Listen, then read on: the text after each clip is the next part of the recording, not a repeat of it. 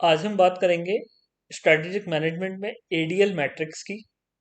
ADL matrix क्या होता है, ये किन चीज़ों पे बेस्ड है और इसको किसने प्रपोज्ड किया था। तो बिना देरी किए वीडियो को स्टार्ट करते हैं। एक बार फिर से आप सभी का स्वागत है मेरे यूट्यूब चैनल पे। तो दोस्तों, ADL matrix was proposed by Arthur D little. ये इनके द्वारा प्रपोज्ड है और ये मैट्रिक्स दो बातों पे बेस्ड है। दो डायमेंशन है इसके, वो क्या है? सबसे पहले कॉम्पिटिटिव पोजीशन और दूसरा इंडस्ट्री ग्रोथ रेट।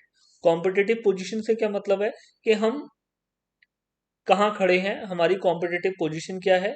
और इंडस्ट्री ग्रोथ रेट से क्या मतलब है कि जिस प्रोडक्ट में हम डील कर रहे हैं, जिस इंडस्ट्री में हम डील कर रहे हैं, उस इंडस्ट्री की ग्रोथ रेट क्या है।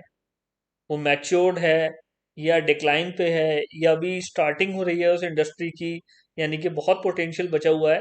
तो इंडस्ट्री ग्रोथ रेट और कॉम्पिटिटिव पोजीशन। तो अब कॉम्पिटिटिव पोजीशन क्या है?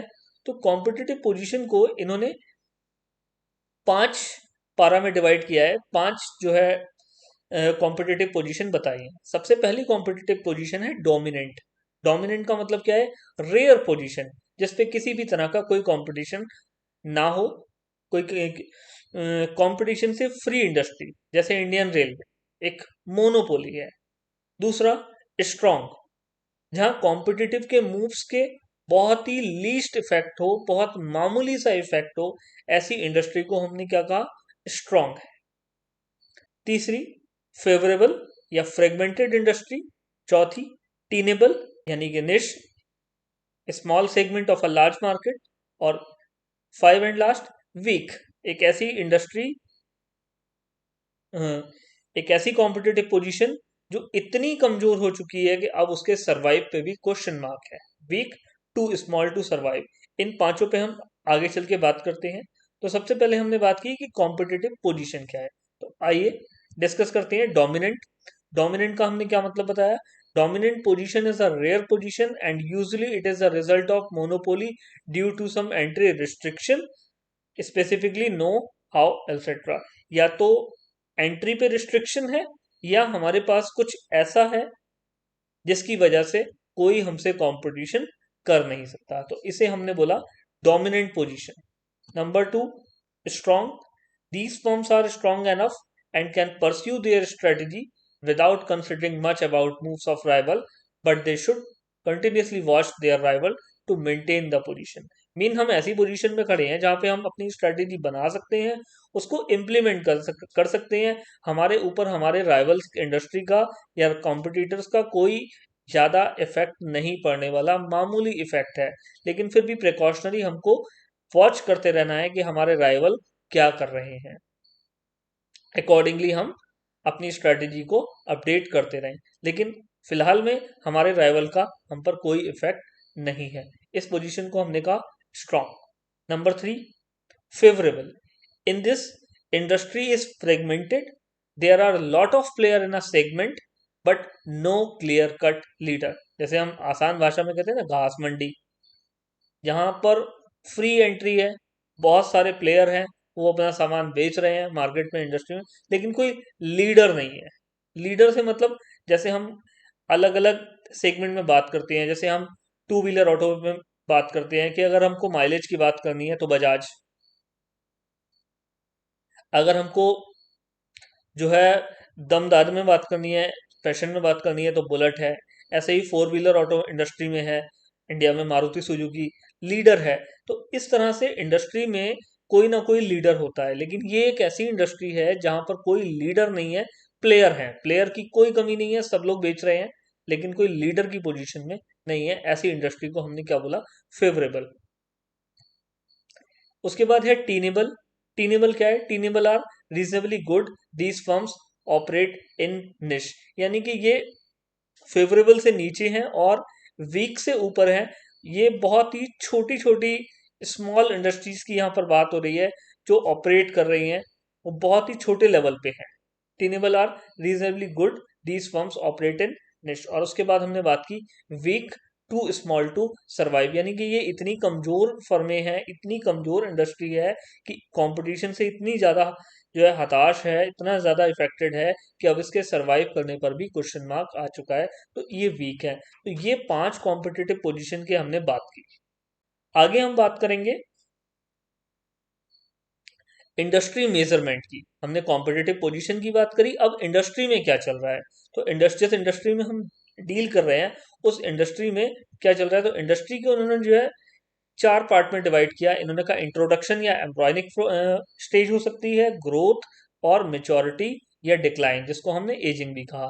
तो या तो हमारी इंडस्ट्री अभी इंट्रोडक्शन में है, बन रही है, या फिर इंडस्ट्री ग्रोथ की तरफ है, या फिर इंडस्ट्री मैच्योर हो चुकी है, यानी कि जितना बढ़नी थी बढ़ चुकी है, अब ये मैच्योरिटी पे है, अपने पीक पे है। और लास्ट है डिक्लाइन, यहां से इंडस्ट्री में जो गिरावट शुरू हो जाएगी। जो प्रोडक्ट हैं, जो भी चीजें हैं, सर्विसेज हैं, अब उनकी डिमांड खत्म हो रही है और इंडस्ट्री नीचे आ रही है। इसे हमने एजिंग कहा, डिक्लाइन कहा। तो ये 4 फेज हमने इंडस्ट्री में डिस्कस किए। अब इसके बेस पे हम मैट्रिक्स की बात करें तो all these stage phases are analyse in terms of investment, cash flow, competition and profit. तो ये जो इंडस्ट्री मेजरमेंट में है, हमने ये बात की कि ये इंट्रोडक्शन में है, ग्रोथ में है, मेच्योरिटी में है या डिक्लाइन में है। तो ये हमने किस टर्म्स में बात की, या तो हमारा इन्वेस्टमेंट या कैश फ्लो कैसे है, या कंपटीशन का लेवल क्या है, या प्रॉफिट किस तरह के आ रहे हैं। तो इन टर्म्स में हमने इंडस्ट्री को समझा है कि कौन से फेज में हमारी इंडस्ट्री। हमने कॉम्पिटिटिव पोजीशन को समझा, हमने इंडस्ट्री के मेजरमेंट को समझा।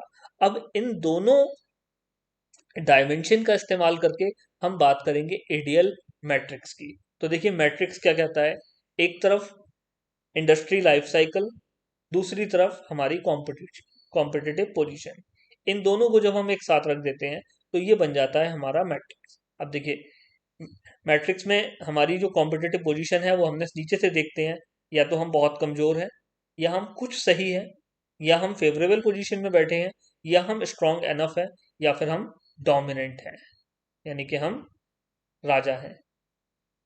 इंडस्ट्री लाइफ साइकिल की हमने बात करी, या तो हम इंट्रोडक्शन में है, या हम ग्रोथ में, या हमारा प्रोडक्ट मेच्योरिटी की तरफ पहुंच चुका है, मार्केट मेच्योरिटी पे है, या फिर ये यहां से अब गिरना शुरू हो गई है, एजिंग की बात हो रही है।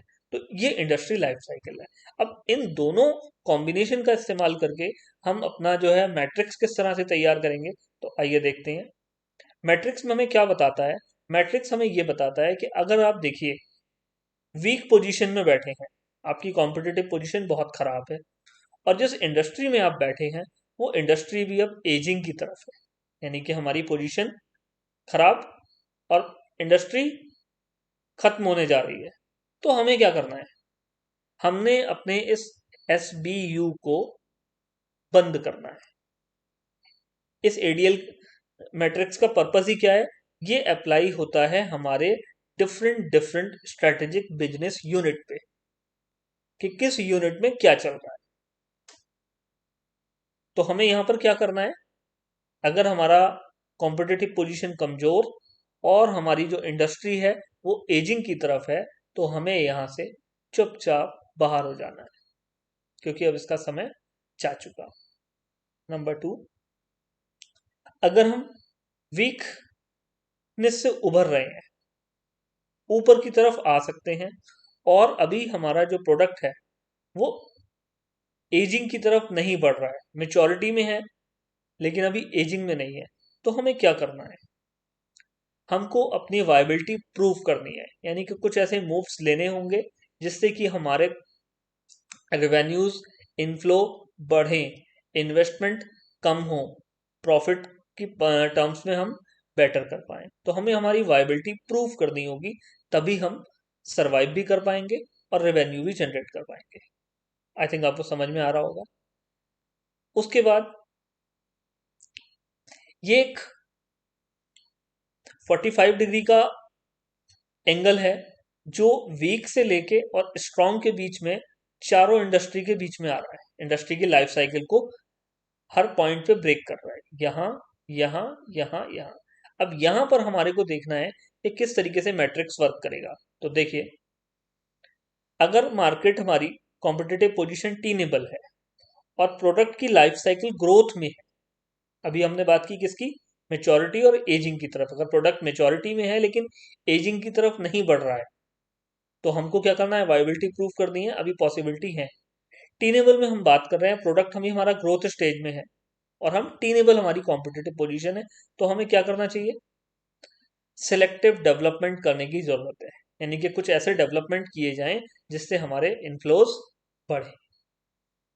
आगे बात करें,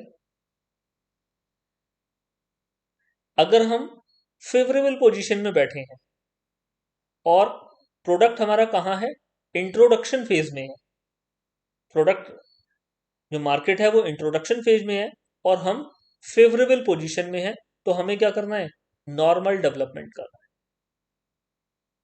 अगर हम स्ट्रांग पोजीशन में है और प्रोडक्ट हमारा इंट्रोडक्शन में हो, ग्रोथ में हो, मेच्योरिटी में हो, यहाँ पर तो हम ही राजा हैं, हमारे को राइवल के मूव्स पे इतने इफेक्ट करते नहीं, तो हमारे को यहाँ पर इस मैट्रिक्स की इतनी जरूरत है नहीं। डोमिनेंट है तो डोमिनेंट तो खुद में किंग है, इसको इस मैट्रिक्स से कोई इफेक्ट पढ़ने वाला नहीं, इसको कोई जरूरत है नहीं क्योंकि इसके अपने डिसीजन है। तो ये था एडीएल मैट्रिक्स। उम्मीद करता हूं आपको समझ में आया होगा।